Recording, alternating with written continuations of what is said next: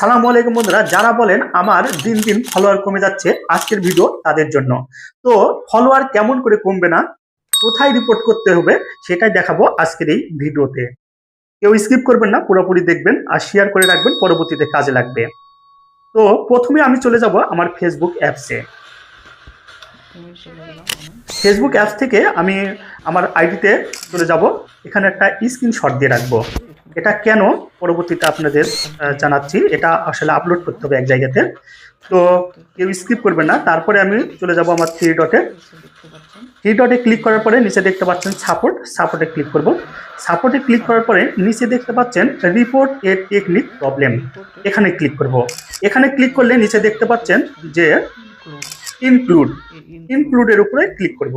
ইনক্লুডে click করলে নিচে দেখতে পাচ্ছেন প্রোফাইল দেখতে পাচ্ছেন, আবার পেজেস দেখতে পাচ্ছেন। তো আপনার যদি পেজ হয় তাহলে পেজে ক্লিক করবেন, আর প্রোফাইল হলে প্রোফাইলে ক্লিক করার পরে দেখতে পাচ্ছেন যে একটা ঘর চলে এসেছে। এখানে কিছু লিখতে হবে, তো আমি লিখে রেখেছি। হ্যাঁ, আপনাদের এটা দেখাচ্ছি।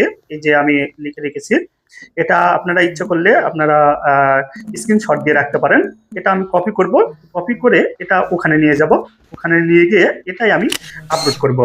হ্যাঁ, এটা আমি এখানে কপি পেস্ট করে দিলাম।